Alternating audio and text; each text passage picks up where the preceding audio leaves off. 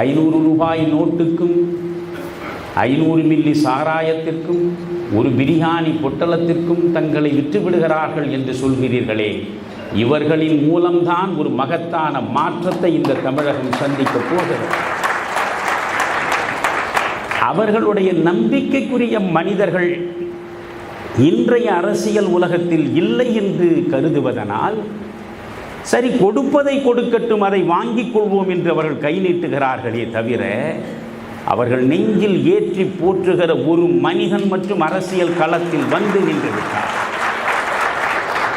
நான் சத்தியமிட்டு சொல்கிறேன், தமிழகத்திலே உள்ள வாக்காளர்கள் பணம் குறித்து ஒருபோதும் சிந்திக்க மாட்டார். எம்ஜிஆர் அரசியலுக்கு வந்த பொழுது எம்ஜிஆர் பணம் கொடுத்தா வாக்குகளை பெற்றார்? எம்ஜிஆர் சாதியை சொல்லியா வாக்குகளை பெற்றார்? எம்ஜிஆர் மதங்களை பற்றி பேசியா வாக்குகளை பெற்றார்? யோசித்து பாருங்கள்.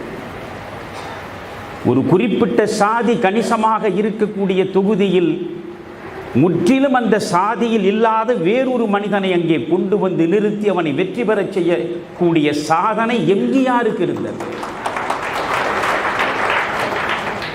எனவே எம்ஜிஆர் ஒரு மதம் சார்ந்தோ ஒரு சாதி சார்ந்தோ தன் அரசியலை நடத்தவில்லை. ஒருபோதும் வாக்காளர்களிடம் பணத்தை கொடுத்து அவர் வாக்குகளை பெறுவதற்கு முயன்றதே இல்லை. 1973 நடைபெற்ற திண்டுக்கல் தேர்தலில் ஆத்தூர் சட்டமன்ற தொகுதியில் களப்பணி ஆற்றியவன் நான், காமராஜரின் தொண்டனாக. என் கண் முன்னாலேயே பார்த்தேன். அந்த இரட்டை இலை சின்னத்தை ஒவ்வொரு பெண்மணியும் தன் இதயத்திலே முழுமையாக உள்வாங்கி வைத்துக் கொண்டார். தேர்தல் நடக்கிற நேரத்தில் எனக்கான வருத்தம் அப்பொழுது, திராவிட முன்னேற்றக் கழகம் தண்டிக்கப்பட வேண்டும். எனக்கு அதில் 2 கருத்துக்கு எப்பொழுதும் இடமே கிடையாது. ஆனால் ஒரு மகத்தான தியாகி, தன்னலமற்ற துறவி, இன்னும் 1000 ஆண்டுகள் ஆனாலும் கூட இப்படி ஒரு மனிதனை சந்திக்க முடியுமா என்று நினைக்கக்கூடிய அளவுக்கு தன் வாழ்வை செதுக்கிக் கொண்ட ஒரு அரசியல் விஞ்ஞானி, அந்த காமராஜர் தோற்கடிக்கப்படுகிறார் என்கிற பொழுது, அந்த காமராஜருடைய வேட்பாளரும் தோற்கடிக்கப்படுகிறார் என்கிற பொழுது மனம் வெதும்பி போனேன். திண்டுக்கல் தேர்தல் முடிவை இன்றைக்கும் நீங்கள் எடுத்து பாருங்கள். அன்றைக்கு காமராஜர் தலைமையில் இருந்த ஸ்தாபன காங்கிரஸ் வேட்பாளராக NSV சித்தன் நிற்கிறார். இந்திரா காங்கிரஸ் என்கிற பெயரில் காங்கிரஸ் ஒரு வேட்பாளரை நிறுத்துகிறது. திராவிட முன்னேற்ற கழகம் ஒரு வேட்பாளரை நிறுத்துகிறது. அண்ணா திராவிட முன்னேற்ற கழகத்தில் அறிமுகமே இல்லாத மாயத்தேவரை எம்ஜிஆர் கொண்டு வந்து நிறுத்துகிறார்.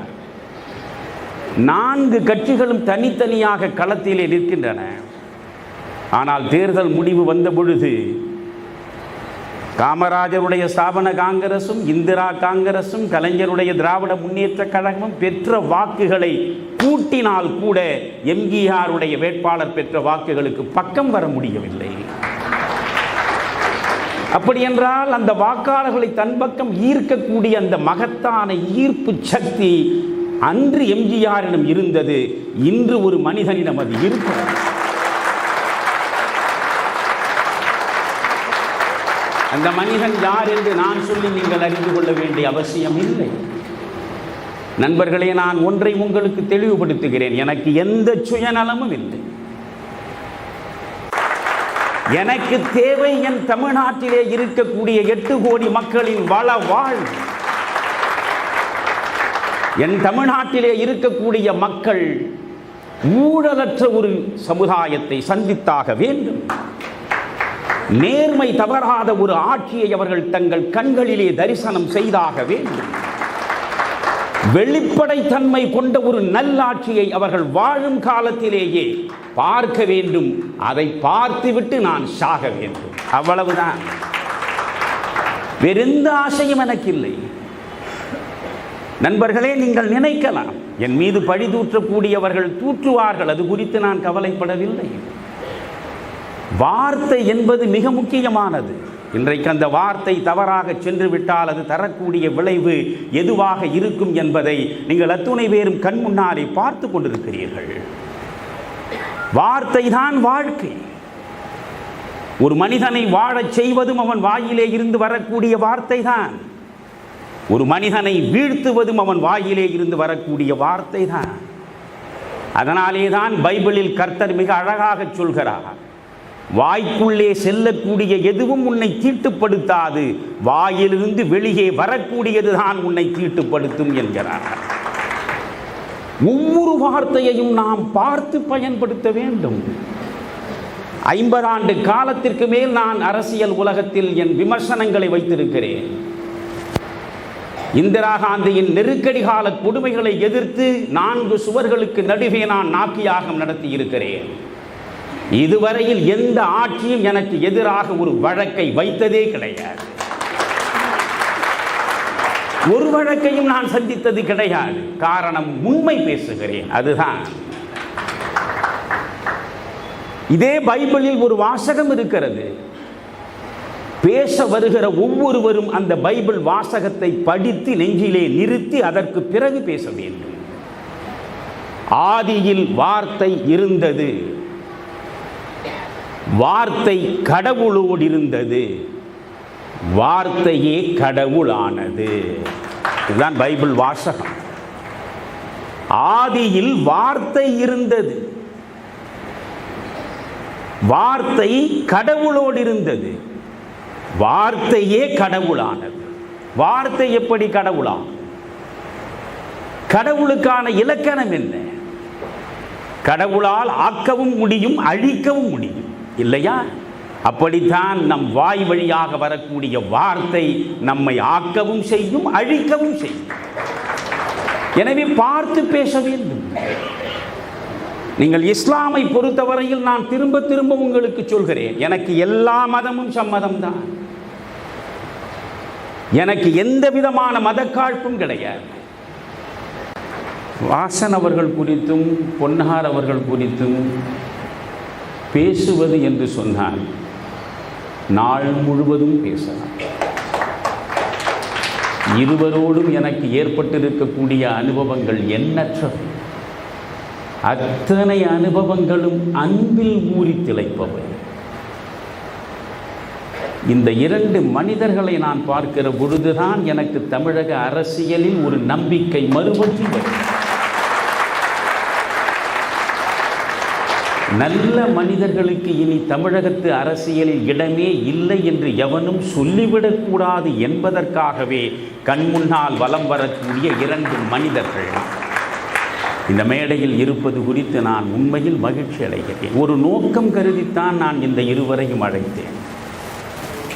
நண்பர்களே, நோக்கத்தை நீங்கள் புரிந்து கொண்டால் வருங்கால தமிழகம் எந்த திசை நோக்கி பயணிக்க வேண்டும் என்ற ஆசை எனக்கு இருக்கிறது. ஆனால் நான் சேகர்பாபு ஒரு மாதிரி அண்டி பிழைக்கிற ஆண்டி இல்லைங்கண்ணா. இந்த பள்ளி எல்லாம் பார்த்தீங்கன்னா இந்த செவுத்தில் ஒட்டிக்கிட்டு சுற்றிக்கிட்டு இருக்கும். வீட்டில் அந்த பள்ளி கத்துனா மட்டும்தான் செவுத்தில் ஒட்டி இருக்கிறது தெரியும். இன்னைக்கு சேகர்பாபு அவரை பார்க்கணுன்னா முதலமைச்சரனுடைய ஜீப்பில் ஓரத்தில் பள்ளி மாதிரி ஒட்டிட்டு போவார். ஸ்ரீரங்க கோயிலில் எல்லாம் 4000 ரூபா டிக்கெட் வாங்கி சொர்க்கவாசலை பார்க்கறதுக்கு போவாங்க. அதே சேகர்பாபு எப்படி அடாவடியாக சென்னையினுடைய ரவுடியா எப்படி இருந்தாரோ 20 ஆண்டுகளுக்கு முன்பு கோவிலில் இன்னைக்கும் அறநிலையத்துறை அமைச்சராக அதே ரவுடியாக தான் இருக்கிறார். எல்லாம் நவருங்க, எல்லாம் நவருங்க. யாருன்னா சேகர்பாபுவும் அவருடைய குடும்பமும் போய் பெருமாளை ஃபஸ்ட்டு பார்க்கணும். ஐயா, அவங்க பண்ண பாவத்தை எல்லாம் கோயிலில் கழுவணுமா? கும்பாபிஷேகம் நடக்கும். லோக்கலில் யாரோ 5 ரூபா 10 ரூபா 20 ரூபா போட்டு கும்பாபிஷேகம் நடத்துவாங்க. சம்பந்தமே இல்லாத காவி வேட்டியை கட்டிக்கிட்டு பள்ளி மாதிரி மேலே ஒரு ஜீவன் தொத்திக்கிட்டு இருக்கும். அது யாருன்னு பார்த்தா சேகர்பாபு.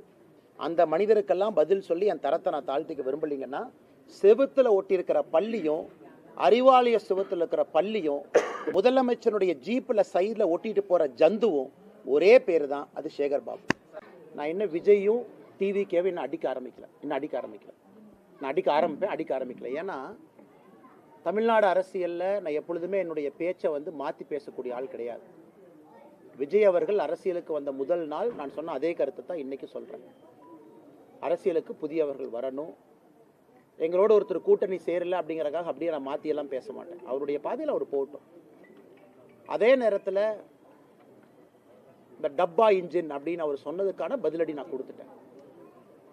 ஆனால் இன்னைக்கு டிவிகேவோ திரு விஜய் அவர்களோ இந்த கட்சியில் இருக்கக்கூடிய அல்லு சில்லுகளை வச்சுக்கிட்டு வம்பிழுத்தாருன்னா என்னுடைய பதிலும் மிக கடுமையாக இருக்கும். அதே பிலோ த பெல்ட் நான் போவேன். விஜய் மேலேயே நான் போவேன். அது வேண்டாம்.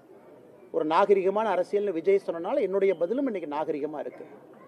இந்த 2ஆம் கட்ட 3ஆம் கட்ட 4 கட்சி மாறி வந்தவங்க அவங்கெல்லாம் வச்சுக்கிட்டு பிலோ த பெல்ட் போகணும்னு நினைச்சாங்கன்னா அதே விஜய் அவர்களுக்கு, அதே டிவிகேக்கு, அதே பாணியில், அதே பிலோ த பெல்ட்டில் அதை விட சிறப்பான பதில் சொல்ல தெரியும். வேண்டான்னு நினைக்கிறேன்.